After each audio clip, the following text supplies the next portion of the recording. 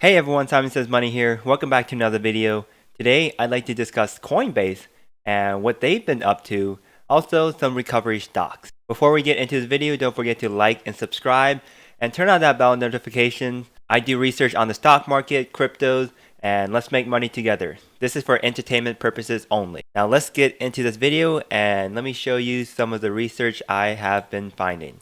The Coinbase is, as most of you know, is a cryptocurrency trading app that you can trade Bitcoin, Ethereum, all the big major cryptos, and there is a fee to it. They are making money through a fee, and Coinbase powers the economy, more than 56 million plus verified users, $223 billion of assets on the platform.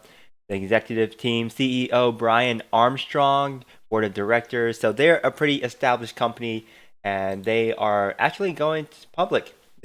Yahoo Finance posted an article February 26th. Coinbase is going public, and everything you need to know.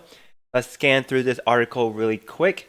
Coinbase, the largest crypto exchange in the United States, has filed with the Securities and Exchange Commission, SEC, to become a publicly traded company through a direct listing and not an initial public offering. So not an IPO, it's a direct listing. Here's what you need to know. Coinbase is a San Francisco-based crypto exchange that first opened its doors in 2012, founded by Brian Armstrong and Fred Ersham. The platform now has over 43 million users worldwide and has transacted more than $456 billion to date for the latest filing with the SEC. On January 28th, they announced its plan to go public via a direct listing on NASDAQ. Now, there are different advantages of this route, a direct listing versus an IPO. There's three reasons. Number one, it's much cheaper. Companies have a strong market presence. Coinbase, is pretty popular, and they don't necessarily need the help of the underwriters. A DPO, so that's a direct offering, dramatically reduces the cost of going public. Number two, the existing shares aren't diluted because new shares aren't created during the direct listings. It means existing employee and investor shares aren't at risk of being diluted once the company goes public. And number three, it's much faster than an IPO. By cutting out the middlemen, there are far fewer regulatory hurdles to jump through before going public, including the filing, underwriter, the contract with the SEC. So there are numerous reasons why doing a direct offering is better than an IPO, and Coinbase is doing that. Let's watch a quick video on a CoinDesk website about the Coinbase going public. Looking at our top story, Coinbase is one step closer to going public. The financials of the largest crypto exchange in North America can now be viewed by the public for the first time on the U.S. Securities and Exchange Commission website. The Form S-1 tells us Coinbase had a good year in 2020, including $322 million in profit, $193 billion trading volume, $90 billion in assets in custody, and CEO Brian Armstrong, who we see here, made about $60 million in compensation, almost $2 million of that going to his personal security alone. Coinbase will be listed on the NASDAQ as Coin, fittingly enough. All right, so joining the ticker symbol COIN. So what a good name. COIN. COIN is really good. A good name for a stock ticker, and most people in the past have bought stocks that are really common names for no reason. So it's a good name. And let's actually go into some of the numbers that I have found. As per the financial documents filed with the SEC on February 25th, 2021, we can see that Coinbase's revenue in 2020 was more than doubled, from $533 million in 2019 to $1.27 billion, and turned to be profitable in 2020 with a net income of $322 million. That's very impressive. I believe that Coinbase will keep this trend in 2021 and will even smash this growing numbers. Last month, an updated filing revealed that Coinbase had reached an implied $68 billion of private market valuation, based on an average share price of $343.58, with a PE/TTM of roughly 300, while private market value is less indicative of companies' share worth, the Nasdaq will use that information to set a reference price ahead of Coinbase direct listing. Based on my research, I list the possible stock share price depending on the valuation of Coinbase. If the market and investors give Coinbase a bullish valuation between $90 billion and $100 billion, its share price will be between $350 and $375. This valuation will be the largest new listing since Facebook's IPO, more than a decade ago. In fact, Alibaba's Ant Financial could have been the largest IPO, but unfortunately, 1 week before its IPO, it was stopped by the Chinese government last year. Palantir, Slack, Roblox, Spotify, all were using DPO direct offering to list their stocks. You can use those stock charts as a reference for the upcoming Coinbase listing. To add some perspective, another widely hyped DPO stock, Palantir, posted revenue of $1 billion in 2020. Their peak valuation in 2020 was $85 billion.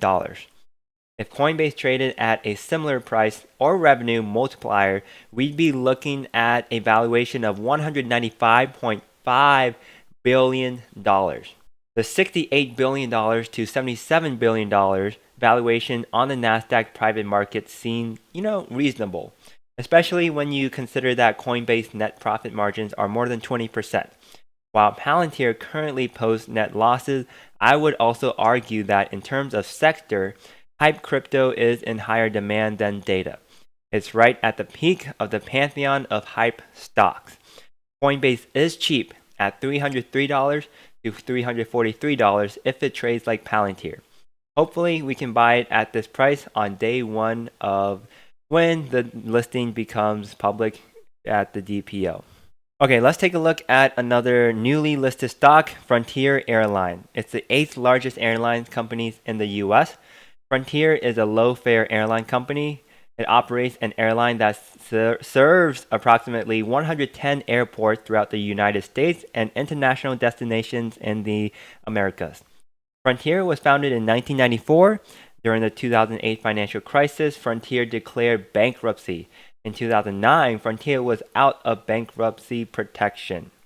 So, public on April 1st, April Fool's Day, and then the low of that day was $17.75, and now today we reached an all-time high of $21.51.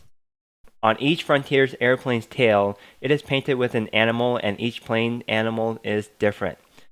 IPO last Thursday, Frontier announced pricing of initial public offering, announced the public offering of 30 million shares of its common stock at a price to the public of $19 per share.